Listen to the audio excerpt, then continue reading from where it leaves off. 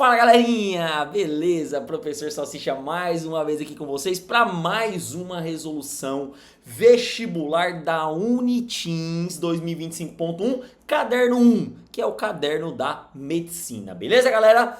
Bora para a resolução? Galera, não se esqueça, dá uma olhadinha na nossa playlist de vestibulares da Uniteams e de outros vestibulares também. Curte, compartilha, marca a galera, manda pra galera e ajuda a gente a cada vez mais mobilizar o canal, beleza galera? Bora pra resolução? Vamos lá pra resolução, meninos. Primeira questão, questão 26 do caderno 1 fala o seguinte, olha lá. Nos últimos anos, as prateleiras dos supermercados reservadas aos temperos, e particularmente ao sal de cozinha, ganharam uma diversidade inédita. Além da versão refinada, popular sal de cozinha cloreto de sódio e do sal grosso, foram lançados novos produtos, como o sal rosa do Himalaia, sal light e sal hipossódico. Em comum, todos eles prometem trazer benefícios à saúde e ser alinhados na prevenção ou no combate da hipertensão, uma doença extremamente comum e que está relacionada ao infarto, acidente vascular e morte. O sal hipossódico é aquele que possui uma redução de 50% no teor de sódio do produto final. Geralmente é substituído pelo potássio. E o tempero fica com metade de cloreto de sódio, metade de cloreto de potássio. Sobre os diferentes tipos de sal informados no texto, é correto afirmar que... Então vamos lá. Primeira coisa importante dessa questão, ela foi anulada, tá? E aí por que ela foi anulada? Vamos lá. Eu não consegui achar o motivo do recurso que ela foi anulada, certo? Mas eu vou dar a minha opinião e colocar aqui para vocês. Primeira coisa, texto. O texto, ele falou de vários tipos de sais, certo? Só que o único sal que ele coloca como diferente do sal tradicional é o sal hipossódico. Você pode perceber que o sal light e o sal do Himalaia, além do sal normal, em nenhum momento ele falou de nada da composição. O único que ele falou de diferente composição é o hipossódico, tá? Só que quando você der uma pesquisa rápida, você consegue ver que o sal light, ele também é diferente do sal tradicional, certo? O sal do Himalaia é o mais próximo do sal tradicional, de 98% aí de cloreto de sódio, e aí outros compostos também que tem de maneira natural, certo? Então assim, o que eu acho? Primeira coisa, o texto da questão te traz uma análise, só que ele não te traz dados concretos, dados corretos, na verdade. Entendeu? E aí você fala, professor, mas se eu fizer interpretando a questão, vai dar errado, certo? Vai dar errado. Então assim, o que eu acho que aconteceu nessa questão? O texto ficou mal formulado, o texto não dá a entender que o sal light é diferente do sal normal, a gente sabe que é diferente, a gente sabe que muda, tá? E o único sal que ele cita no texto que tem diferença é o hipossódico, beleza? E vamos lembrar que o texto, quando ele traz informações como essas, você tem que fazer a resolução de acordo com o texto, tá? Diferente de você analisar quimicamente uma fórmula. Não, você está analisando já um contexto. Você está analisando aí composições de substâncias que você não é obrigado a saber de cabeça. A questão tinha que trazer isso para você, tá bom? Então vamos para a resolução. Lembrando que o gabarito original, que era o gabarito preliminar, era a letra B como resposta, tá bom? Então letra A. O sal hipossódico é constituído por quantidades iguais de íons sódio e potássio. Então vamos lá. Primeira coisa importante. Ele fala que 50% do teor de sódio no produto final, e ele fala que geralmente é substituído pelo potássio. Então o que a gente subentende? Que metade continuou na forma de cloreto de sódio e a outra metade continuou na forma de cloreto de potássio. Correto? Então a gente subentende ali que metade de um e metade do outro, tá? Ele não falou se esse teor era em massa, ele não falou se esse teor era em átomos, ele não falou se esse teor era em mol. Geralmente esse teor é em massa. E aí a gente teria que calcular as massas do cloreto de sódio e cloreto de potássio para descobrir a quantidade do sódio e do potássio e saber se a quantidade deles seria igual. Por terem massas diferentes, a gente já subentende que não teria como ser igual a mesma quantidade. Mas a questão não deu para você as massas, tá? Então ela não deu aqui as informações, portanto eu não teria como fazer esse cálculo aqui com vocês só pelos dados da questão. Mas só por eles terem massas atômicas diferentes, o sódio ele vai ter massa 23, o potássio vai ter massa 39. Então é completamente diferentes a massa. Então se eu pegar 50% cloreto de potássio, 50% cloreto de sódio, tira o cloro, sobra o potássio e o sódio, por terem massas diferentes, eu vou ter quantidade de átomos diferentes e, consequentemente, número de íons diferentes. Então a gente já subentende que ali item 1 seria falso, considerando que o teor é em massa, que geralmente é o teor que eles colocam, tá? Letra B. O Saulite possui mais átomos de sódio do que potássio. Vamos lá. Primeira coisa importantíssima. O Saulite, no começo da questão, em nenhum momento ele fala que tem diferença do sal comum. Entendeu? Quando ele trata no texto da questão, ele só trata um sal como diferente dos demais, que é o sal hipossódico. O Saulite, na prática, ele tem diferença do sal tradicional, mas no texto não deixa isso claro. Então eu vou analisar o texto. Se o texto não me fala que o Saulite, o sal do Himalaia, são diferentes do sal tradicional, em nenhum momento ele cita isso, só cita o hipossódico e não fala que o light e o Himalaia são hipossódicos, porque talvez poderia ser uma probabilidade, então a gente subentende que são iguais. Portanto, se o Saulite é igual ao sal tradicional, que no texto não deixa claro nenhuma diferença, então a letra B estaria errada. Portanto, o gabarito não é a letra B. C. O Saulite possui mais íons. Aí eu realmente fiquei na dúvida, porque C ficou, eu não sei se era um Cl, C-, eu não sei se é uma representação qualquer. Realmente eu não entendi. Eu acho que talvez seria um Cl, Cl-. Não sei se na hora de formatar a prova aí deu algum erro. Que o ITINS é comum, tá? O Saulite possui mais íons, eu vou colocar como ânion negativo, que na embalagem do sal comum. Ao se compararem duas embalagens de 1 kg de cada sal comum e light, vamos lá. Primeira coisa, no texto não fala que o sal comum e o sal light são diferentes. Ponto. Não fala. Portanto, se eles não são diferentes, então eu tenho a mesma quantidade de ânions, que é o íon negativo. Porque ele coloca o C como negativo, então eu subentendo que esse meu C negativo seria o ânion. Mesmo que eu fosse levar o pé da letra, vamos para o conhecimento popular, conhecimento comum, que o sal light ele tem 50% menos de teor de sódio, que geralmente é substituído por potássio, que seria o hipossódico, certo? Mesmo assim estaria errado, porque eu só substituo sódio por potássio, o cloro eu mantenho o mesmo, então estaria errado. Então a letra C também não pode ser resposta. D.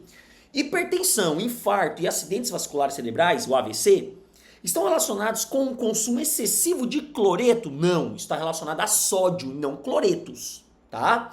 É claro que o sal ele tem o cloreto de sódio, mas se eu tivesse outros tipos de sódio, não só na forma de cloreto, também seria um problema, porque o problema aí é o sódio, não é o cloreto.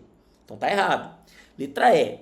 Tanto cloreto de sódio quanto cloreto de potássio fazem ligação tipo metálica. Pô, já tá errado. Por quê? Sódio é metal, o cloreto é a metal. Metal mais a metal, ligação iônica. Então já não tem como ser resposta porque não é ligação metálica, tá bom? Então assim, ó, vamos lá, volta a dizer. Existem N opiniões, eu respeito, cada professor vai ter uma interpretação. Talvez você poderia falar, não professor, mas a gente é obrigado a saber que o light é diferente do tradicional. Gente, vamos lá, eu trabalho com questões de vestibular anos e anos. Existem coisas que é obrigatório eu não saber, existem coisas que não é.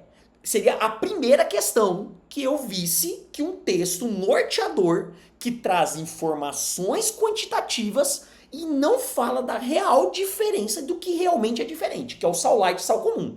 O sal light e o sal comum são diferentes. O texto não trata isso e a única coisa que o texto dá ênfase é o hipossódico. Então, se o texto só dá ênfase no hipossódico, então é como se ele desse a entender que somente o hipossódico é diferente. Portanto, os demais consideram-se iguais. É uma questão de interpretação de texto. E em nenhum momento ele falou que hipo, menos, sódico, sódio. Então o light é menos sódio, é uma possibilidade, mas ele não deixa isso claro no texto. Quando ele fala que ganharam diversidades e ele fala, ó, foram lançados produtos como sal rosa do Himalaia, produto 1, sal light, produto 2 e hipossódico, produto 3. Então ele considera o hipossódico como sendo um produto diferente dos demais, beleza? Então é interpretação, eu interpretei desse jeito, portanto concordo que a resposta, que a questão não tenha gabarito em cima do texto que ela deu. Portanto, resumindo tudo o que eu falei,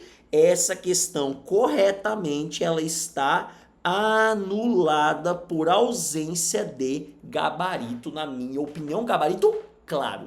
Beleza, galerinha? Minha opinião. Espero que tenha ajudado vocês a entender aí a resolução, beleza? Próxima questão, questão 27. Vamos lá. Essa questão, eu já fiz ela várias vezes com os meus alunos, tá bom? É uma questão, não é difícil, tá? Não é difícil, mas é uma questão confusa porque não é comum de ser cobrada. Então talvez seja aí o pega dessa questão. Vamos lá. O ácido etileno diametino tetracético, simbolizado pelas siglas H4Y, quando está totalmente protonado, ou seja, quando está com o máximo de hidrogênio, H3Y-, H2Y-2, HY-3, quando está parcialmente ionizado, ou seja, quando começa a perder o protonado, que é perder o H+, que a gente chama de próton, e o Y-4, quando está totalmente ionizado, já perdeu todos os meus prótons, que seriam todos os meus hidrogênios. Para quem está achando estranha a minha fala, lá em Bronsted-Lowry, a gente costuma falar que ácido é todo doador de próton, que é o H+.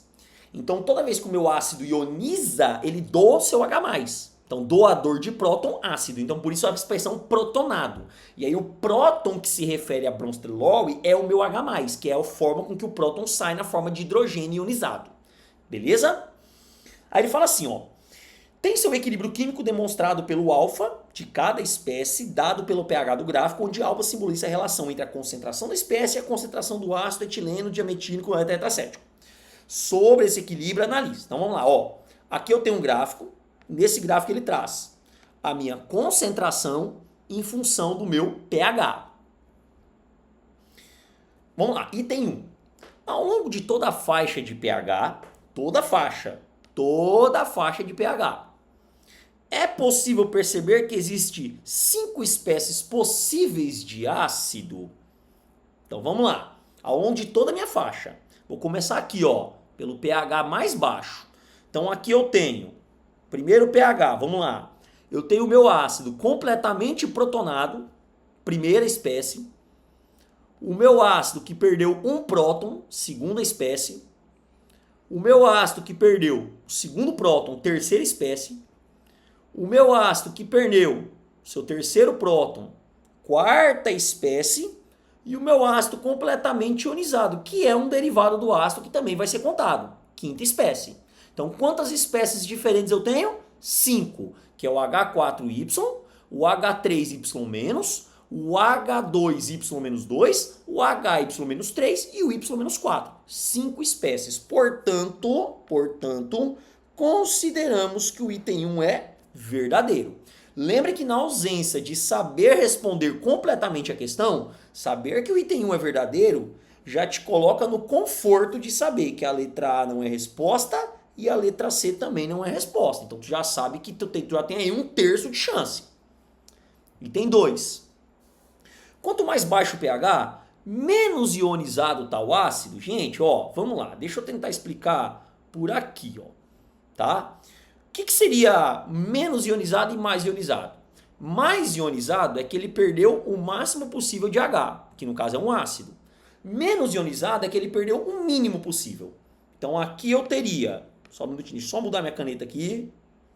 Aqui eu teria o meu ácido menos ionizado e aqui eu teria ele mais ionizado, tá?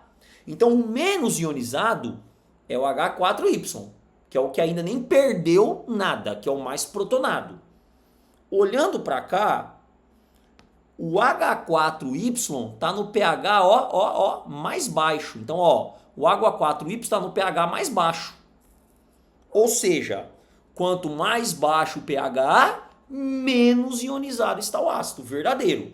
Consequentemente, quanto mais alto, tá vendo aqui, quanto mais alto o pH, aqui, mais ionizado, que é o HY, que é o Y, perdão, menos 4. Portanto, o item 2 também é verdadeiro.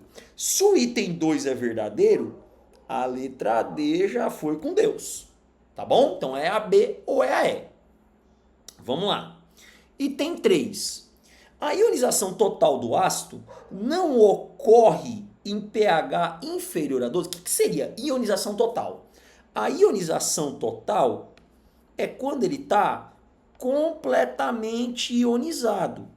E isso acontece no Y menos 4. Olhando no gráfico, o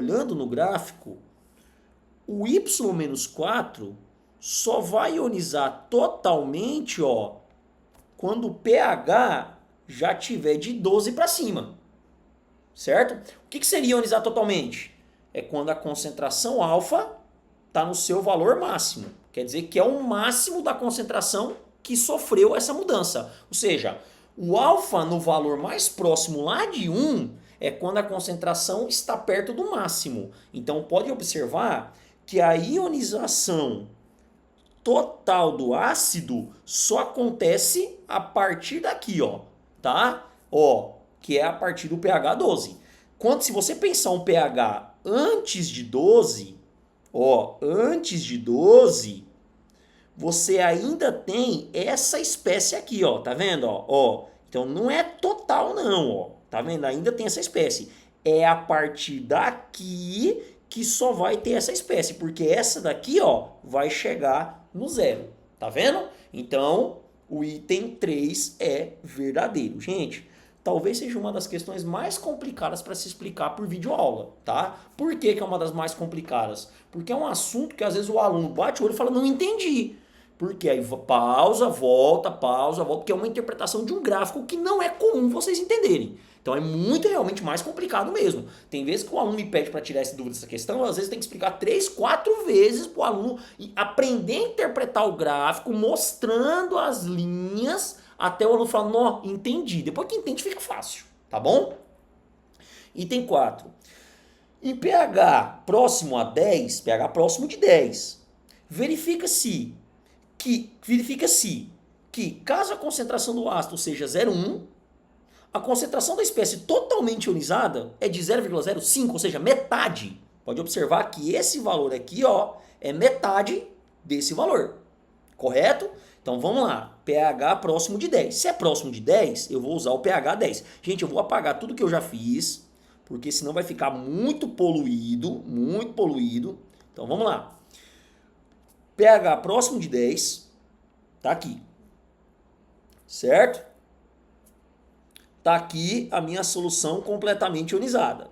Tá aqui, certo? Se eu for levar lá no gráfico, vai estar mais ou menos aqui, que é 0,5.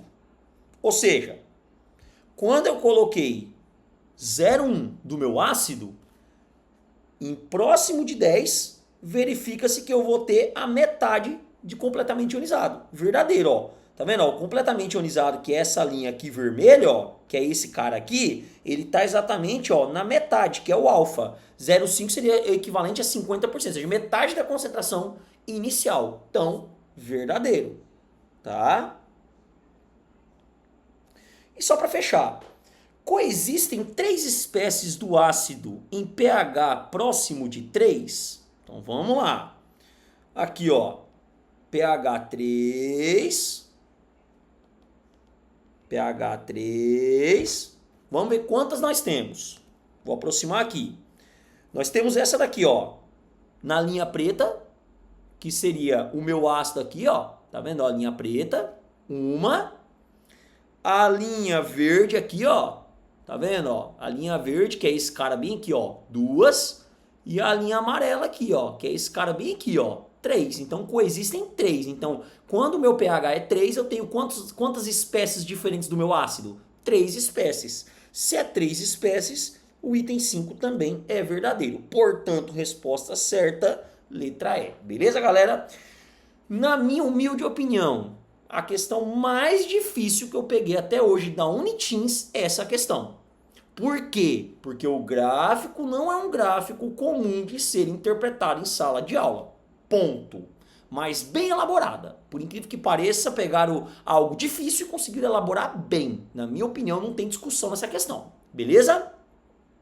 Próxima, questão 28. Mais uma questão que foi anulada, tá? Essa questão aqui, a resposta provisória era a letra A, mas eu juro pra vocês, eu já tentei fazer essa questão de diversas maneiras diferentes, criando diversas maneiras diferentes. Sempre eu chego numa resposta diferente e nunca chego na letra A que eles querem. Tá bom? Vamos fazer. Aí, mais uma vez eu vou dizer, cada um tem o seu método de interpretação. Se você interpretou de um outro jeito, legal, show de bola. O ruim de uma questão anulada, e eu não consegui achar o recurso mais uma vez dessa questão, é que a gente nunca sabe qual foi o pensamento que fez com que a questão foi anulasse ou qual foi o pensamento de quem criou a questão. Então fica difícil eu dizer para você qual foi a interpretação dessa questão sem eu saber ao menos o que a pessoa que criou estava pensando para chegar nessa conclusão. Que pra mim não tem nem como ser a letra A. Vou explicar por quê. Vamos lá. Questão 28 fala o seguinte, olha, a tabela abaixo apresenta as propriedades físico-químicas de dois ácidos. Analise-as, atenção. Gente, ele deu uma tabela e ele falou várias coisas. Dentre elas, eu quero chamar a atenção de duas coisas.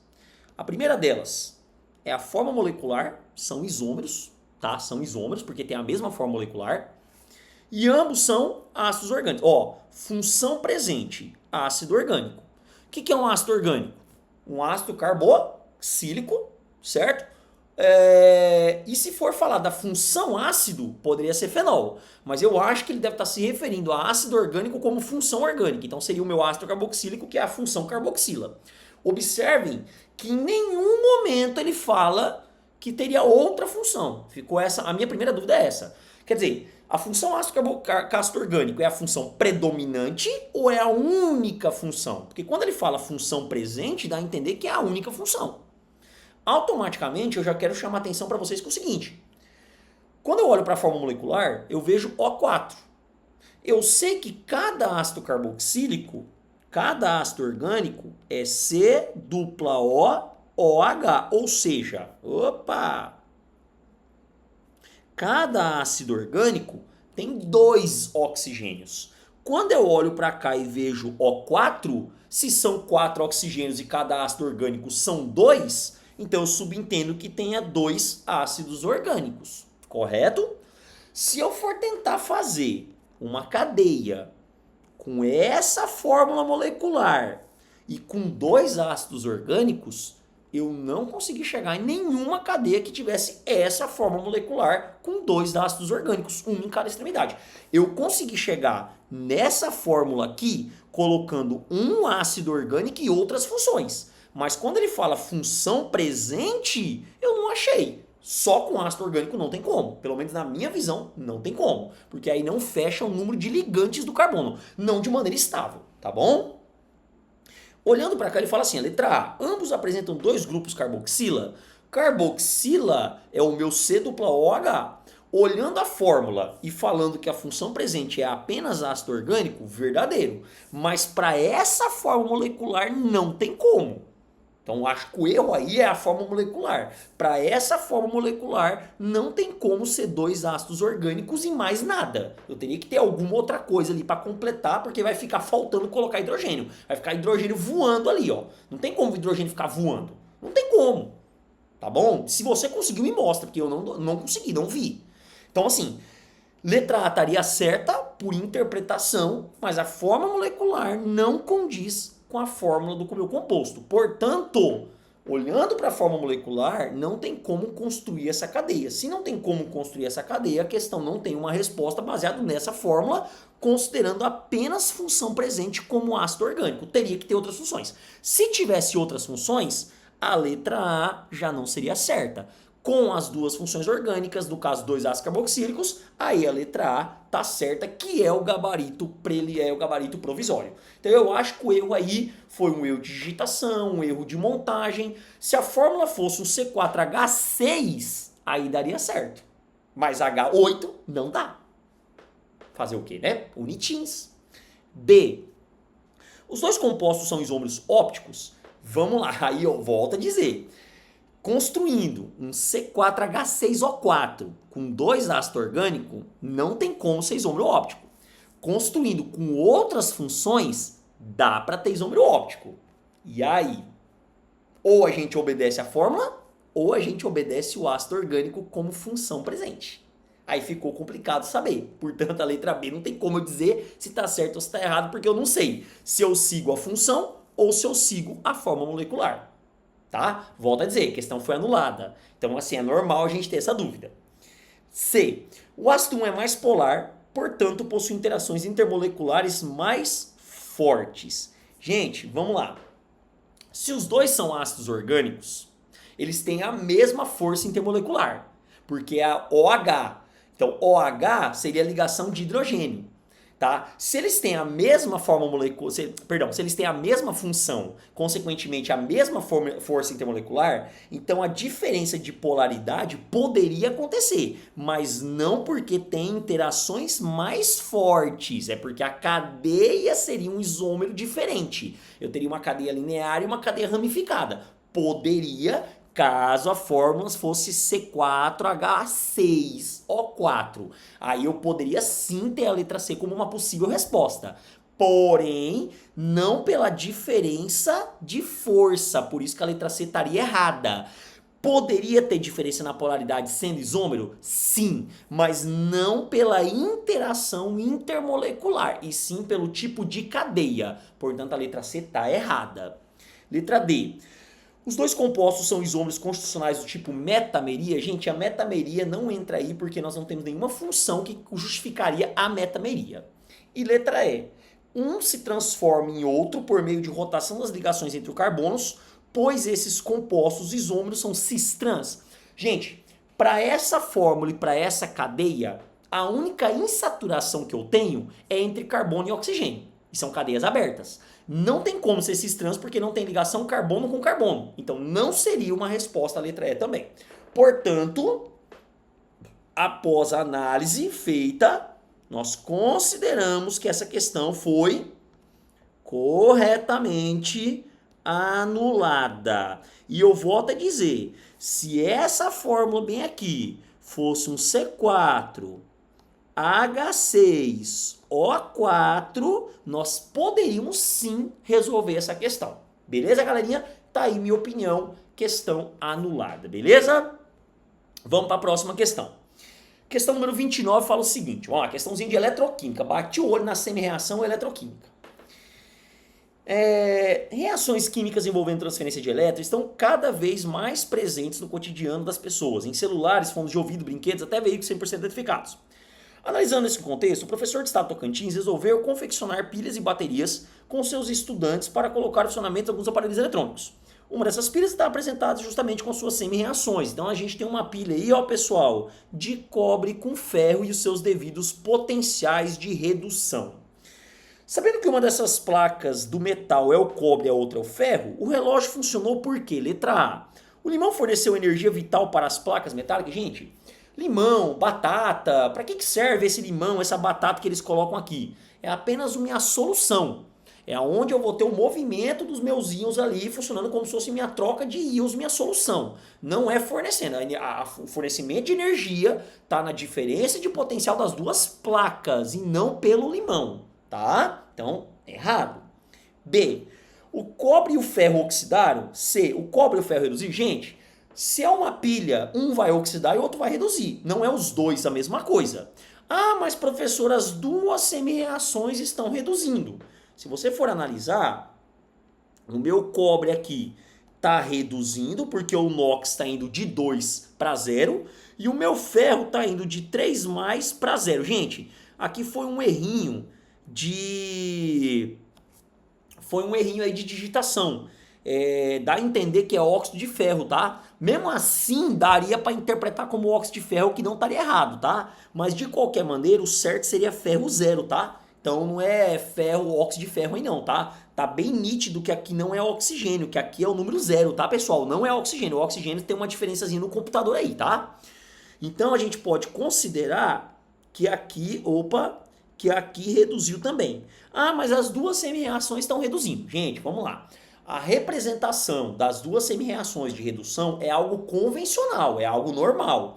Lembre que quando você tiver duas semi-reações de redução, o maior potencial, que é no caso aí o cobre, permanece reduzindo, e na verdade o menor potencial aí, que é o ferro, ele vai fazer o oposto, que seria oxidando. Então o meu ferro aí funcionaria como ânodo e o meu cobre funcionaria como cátodo, tá? Portanto, o ânodo oxida, o cátodo reduz. Beleza, galerinha? Então o erro tá aí. O erro não, perdão.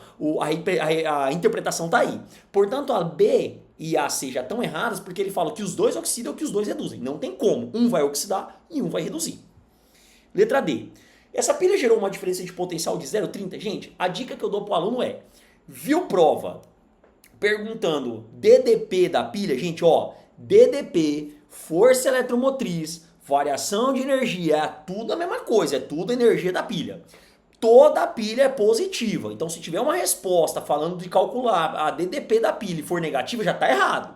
Pilha é positiva, tá bom? Pilha gera energia. Como que eu faço? Tem duas fórmulas. Eu vou usar a que eu acho mais rápido para o normal das provas. Como as provas sempre dão reação de redução, então a gente calcula usando o maior menos o menor. Aí tem outro jeito de calcular, mas para isso você teria que mexer na equação. Coisa que eu evito de fazer porque na prova a gente tem que ganhar tempo. Então vamos lá. Olhando para as minhas energias, meus potenciais, DDP é igual maior potencial menos o menor potencial. Lembrando que só dá para usar essa fórmula se os dois potenciais forem redutores ou se os dois forem oxidantes. Se um oxidar e o outro reduzir, aí você só soma. Mas se os dois forem potenciais de redução ou potencial de oxidação simultaneamente, aí você pode usar essa fórmula. Então vai ficar mais 0,34 volts menos 0,04. O maior cuidado que vocês têm que ter é o tal do jogo de sinal, tá? Geralmente esse jogo de sinal é a coisa mais comum que vocês vão enfrentar. Então vai ficar 0,34 menos com menos mais 0,04. Portanto, a minha DDP vai dar 0,38 volts, que não é o caso da resposta. Então, errado. Beleza? Olha lá, 0,38 volts, tá? Letra E. A placa de ferro cedeu o elétron para a placa de cobre, gerando corrente elétrica. Verdadeiro. O ferro ele funciona como ânodo. Ânodo é quem oxida. Portanto, é o cara que cede, perde elétron. Portanto, verdadeiro. O cobre é quem reduz, ele recebe o elétron. Então, a resposta certa, letra E. Toda vez que você quiser lembrar desses conceitozinhos de pilha, lembra dessa palavra aqui, ó, galera.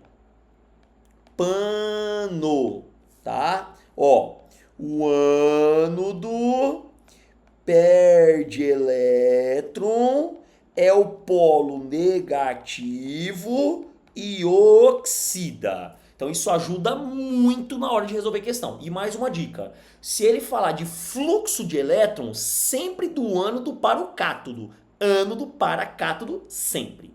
Beleza? Então tá aí, resolução da minha questãozinha 29. Última questão, questão 30. Vamos lá. Dada a reação química abaixo, a partir dessa reação, analise as afirmativas. Item 1. O ácido sulfúrico atua como uma base na reação? Bom, vamos lá. Só de bater o olho aqui, o que eu quero que você observe? Eu quero que você observe que teve uma reação. E eu quero que você observe que eu tenho, ó, o H2SO4, que virou o HSO4- e o HNO3 que virou o H2NO3+. Opa! O que significa essas carguinhas elétricas aqui? Vamos lá. Existe o conceito de ácido e base de Bronsted-Lowry, onde o ácido é doador de próton e a base é receptora de próton. Eu quero que vocês observem que se o meu H2SO4 virou HSO4-, daqui para cá o hidrogênio desapareceu. Ou seja, o hidrogênio foi doado daqui para cá. Então eu tive uma doação. Então o meu H2SO4 doou o hidrogênio para o HNO3. Por isso que o HNO3 lá no produto virou H2NO3+. E o H2SO4 virou HSO4-, ou seja, ele perdeu o H+. Quem doa o H é ácido. Portanto, o meu H2SO4 é ácido. E quem recebe é a minha base. Consequentemente, forma-se os pares conjugados. O que é o par conjugado? Vamos lá. H2SO4. Quem que é o par? O par é quem virou ele. Então, quem que virou? O HSO4 menos, o HSO4 menos.